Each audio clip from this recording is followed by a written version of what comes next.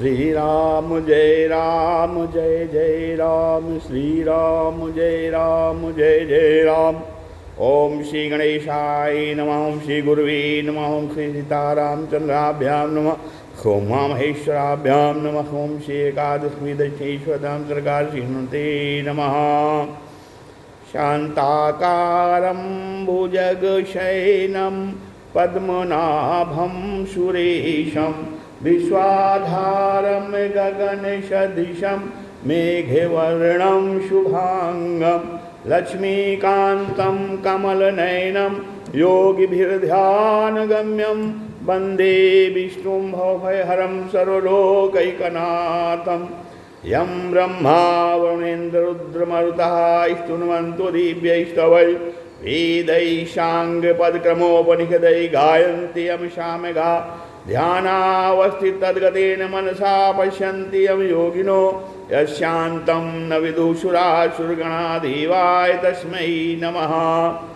नीलाम्बुजश्यामलकोमलाङ्गं सीतासमारोपितवामभागं, पाणौ महासायकचारुचापं नमामि रामं रघुवंशनाथं। वंशीविभूषितकरान्नवनीरदाभात् पीताम्बरादरुणबिम्बधराधरोष्ठात्, पूर्णेन्दुसुन्दरमुखात् अरविन्दनेत्रात्, कृष्णात् परं किमपि तत्त्वमहं न जाने। भवानी शङ्करो वन्दे श्रद्धाविश्वासरूपिणो, याभ्यां विना न पश्यन्ति सिद्धाः स्वान्तस्तमीश्वरम्। मनोजवं मारुततुल्यवेगं, जितेन्द्रियं बुद्धिमतां वरिष्ठं, वातात्मजं वानरयूथमुख्यं, श्रीरामदूतं शरणं प्रपद्ये। मूकं करोति वाचालं, पङ्गुं लङ्घयते गिरिं, यत्कृपातमहं वन्दे परमानन्दमाधवम्। गुरुर्ब्रह्मा गुरुर्विष्णु गुरुर्देवो महेश्वरः, गुरु साक्षात् परब्रह्म तस्मै श्री गुरुवे नमः। अज्ञानतिमिरान्धस्य ज्ञानाञ्जनशलाकया चक्षुरुन्मीलितं येन तस्मै श्री गुरुवे नमः। श्री राम जय जय राम। सत्संग क्रम में आज अध्याय 7 श्रीमद् भगवद गीता के अध्याय 7 ज्ञान विज्ञान योग में 24वें श्लोक की व्याख्या किया जा रहा है, जिसमें भगवान कहते हैं कि अव्यक्त्यं व्यक्तिमापन्नं मन्यन्ते माम बुद्धयः, परम भावमजानन्तो ममाव्ययमनुत्तमम्। भगवान कहते हैं कि जो बुद्धिमान मनुष्य हैं, तो बुद्धिमान मनुष्य मेरे सर्वश्रेष्ठ अविनाशी परम भाव को न जानते हुए अव्यक्त अर्थात मन इंद्रियों से परे मुझ सच्चिदानंद घन परमात्मा को मनुष्य की तरह ही शरीर धारण करने वाला मानते हैं। बुद्धिहीन मनुष्य जो है, भगवान कहते हैं जो बुद्धिहीन मनुष्य हैं वो मेरे सर्वश्रेष्ठ अविनाशी परम भाव को नहीं जानते हैं, और जो कि मन और इंद्रियों से परे है, और वो मुझ सच्चिदानंद घन परमात्मा को केवल एक मनुष्य की तरह ही शरीर धारण करने वाला मानते हैं, जो बुद्धिहीन मनुष्य होते हैं। अव्यक्तम व्यक्तिमापन्नम मन्यते माम अबुद्धयः। तो जो मनुष्य कहते निर्बुद्धि हैं और जिनकी मेरे में श्रद्धा भक्ति नहीं है, वे अल्प मेधा के कारण अर्थात समझ की कमी के कारण मेरे को साधारण मनुष्य की तरह जो है अव्यक्त से व्यक्त होने वाला अर्थात जन्मने मरने वाला मानते हैं। आगे कहते हैं भगवान कि मेरा जो अविनाशी अव्यय भाव है अर्थात जिससे बढ़कर दूसरा कोई हो ही नहीं सकता, और जो देश काल वस्तु व्यक्ति आदि में परिपूर्ण रहता हुआ इन सबसे अतीत सदा एक रूप रहने वाला निर्मल और असंबद्ध है, ऐसे जो है जो मेरा अविनाशी स्वरूप है, अविनाशी भाव है, तो मेरे ऐसे अविनाशी भाव को जो निर्बुद्धि नहीं जानते हैं और मेरा अवतार लेने का जो तत्व है उसको भी नहीं जानते हैं, इसलिए वे जो है मेरे को साधारण मनुष्य मान लेते हैं और साधारण मनुष्य मानकर फिर मेरी उपासना नहीं करते, प्रत्युत जो है अन्य देवताओं की उपासना करते हैं। अबुद्धया माने का अर्थ ये है कि उनमें बुद्धि का अभाव है। प्रत्युत बुद्धि में बुद्धि का अभाव, अबुद्धया माने उनमें बुद्धि का अभाव है, अर्थात प्रत्युत बुद्धि में विवेक रहते हुए भी, अर्थात संसार को उत्पत्ति विनाशील जानते हुए भी इसे मानते नहीं। यदि उनमें बुद्धि रहितपना है, मूढ़ता है, यही जो है उनमें मनुष्य ये तो जानते हैं कि संसार जो है उत्पत्ति और विनाशील है, फिर भी उनमें जो है इतना विवेक तो है, लेकिन वो मानते नहीं हैं, इसको जानते हैं लेकिन मानते नहीं हैं। हाँ, तो अब दूसरा भाव ये बता रहे हैं कि कामना को कोई रख नहीं सकता, अर्थात कामना रह नहीं सकती, क्योंकि कामना जो है पहले नहीं थी और कामना पूर्ति के बाद भी कामना नहीं रहेगी। वास्तव में कामना की सत्ता ही नहीं है, फिर भी उसका त्याग नहीं कर सकते, यही अबुद्धिपना है। आज कहते हैं भगवान कि जो मेरे स्वरूप को न जानने से वे अन्य देवताओं की उपासना में लग गए हैं और उत्पत्ति विनाशील पदार्थों की कामना में लग जाने से वे बुद्धिहीन मनुष्य मेरे से विमुख हो गए हैं।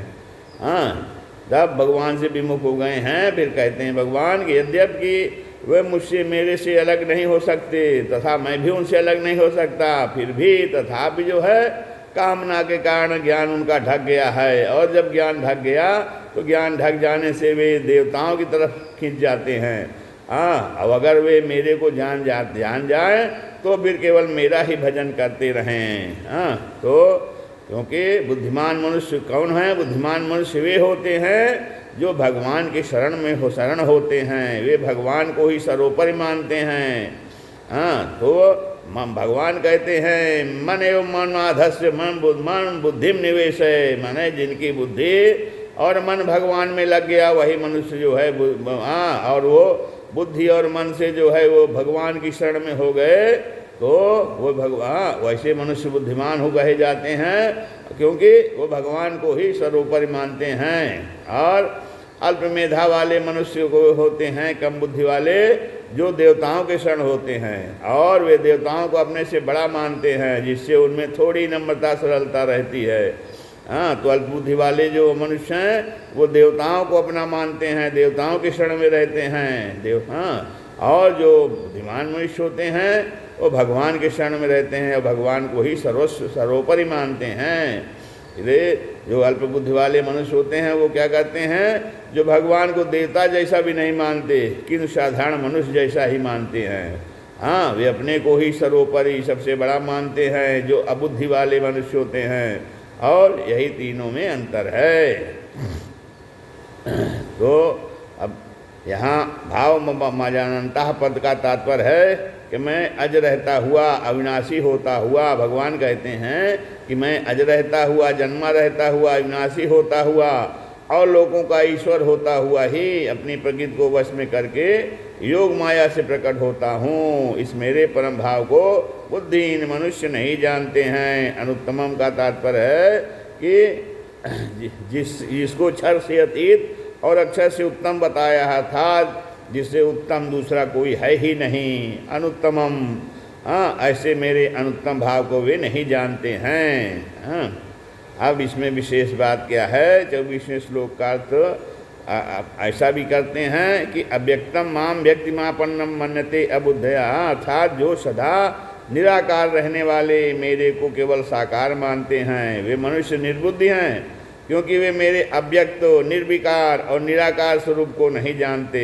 दूसरे को ऐसा अर्थ भी करते हैं कि वे व्यक्ति मापन्नम माम अव्यक्तम मन्यते अबुद्धया, अर्थात मैं अवतार लेकर तेरा साथी बना हुआ हूँ, अर्जुन कहते हैं, तो ऐसे मेरे को केवल निराकार मानते हैं। वे निर्बुद्धि हैं क्योंकि वे मेरे सर्वश्रेष्ठ अविनाशी भाव को नहीं जानते।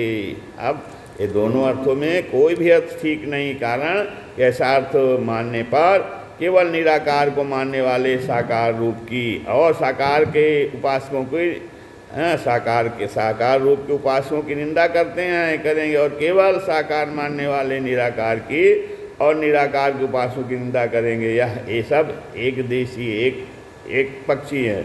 फिर भगवान कहते हैं पृथ्वी जल तेज आदि जो ये महाभूत हैं जो कि विनाशी और विकारी हैं, वे भी दो दो तरह के होते हैं, स्थूल और सूक्ष्म। जैसे स्थूल रूप से पृथ्वी साकार है और परमाणु रूप से निराकार है। जल, बर्फ, बूंदें, बादल और भाप रूप से साकार हैं और परमाणु रूप से निराकार हैं। तेज जो है, अग्नि तत्व जो है, काठ और दिया सलाई में रहता हुआ निराकार है और प्रज्वलित होने से साकार है। इस प्रकार इत्यादि जो है पंच महाभूतों के विषय में बताए हैं। इस तरह से भौतिक सृष्टि के भी दोनों रूप होते हैं और दोनों होते हुए भी वास्तव में वह दो नहीं होती। साकार होने पर निराकार में कोई बाधा नहीं लगती और निराकार होने पर साकार में कोई बाधा नहीं लगती। तो फिर परमात्मा के साकार और निराकार दोनों होने में कोई क्या बाधा, अर्थात कोई बाधा नहीं है। भगवान परमात्मा साकार भी हैं, वे साकार भी हैं और निराकार भी हैं, सगुण भी हैं और निर्गुण भी हैं। हाँ, गीता में साकार निराकार सगुण निर्गुण दोनों को गीता जो है जिसमें भगवद गीता में साकार निराकार सगुण निर्गुण दोनों को माना गया है, दोनों का वर्णन है। हाँ, अब आगे जो 9वें अध्याय में 14 श्लोक में भगवान अपने को अव्यक्त मूर्ति कहते हैं, अर्थात 4थे अध्याय के 6ठे श्लोक में भगवान ने कहा है कि मैं आज होता हुआ भी प्रकट होता हूँ, मैं अज होता हुआ, मैं अज होता हुआ भी, अजन्मा होता हुआ भी प्रकट होता हूँ, अविनाशी होता हुआ भी अंतर्ध्यान हो जाता हूँ और सबका ईश्वर होता हुआ भी आज्ञा पालक अर्थात बन जाता हूँ, अर्थात पुत्र और शिष्य भी बन जाता हूँ, क्योंकि सबका ईश्वर होता हुआ भी अतः जो है इसलिए निराकार होते हुए साकार होने में और साकार होते हुए निराकार होने में भगवान में किंचिन मात्र भी अंतर नहीं आता है। ऐसे भगवान के स्वरूप को न जानने के कारण लोग उनके विषय में तरह तरह की कल्पनाएं किया करते हैं। हाँ, अब जो है भगवान को साधारण मनुष्य मानने में क्या कारण है, इस पर आगे भगवान कह रहे हैं ना हम प्रकाशा सर्वस्व योग माया समावृता मूढ़ो एम नाभिजानाति लोको मामजमव्ययम। हाँ, कहते हैं कि जो मूढ़ मनुष्य मुझको अज और अविनाशी ठीक तरह से नहीं जानते, नहीं मानते, उन सब के सामने योग माया से अच्छी तरह से आवृत हुआ से ढका हुआ मैं प्रकट नहीं होता हूँ। मैं योग माया से अपने को ढक करके रखता हूँ। मूढ़ो अहम अभिजानाति लोको मामजमव्ययम। कहते हैं भगवान कि मैं अज और अविनाशी हूँ, अर्थात जन्म मरण से मैं रहित हूँ।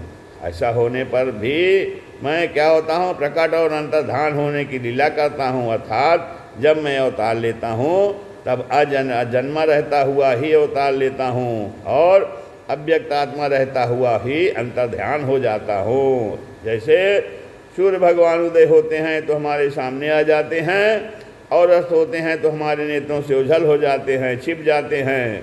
ऐसे ही भगवान कहते हैं कि मैं केवल प्रकट और अंतर्धान होने की लीला करता हूँ। जो मेरे को इस प्रकार जन्म मरण से रहित मानते हैं वे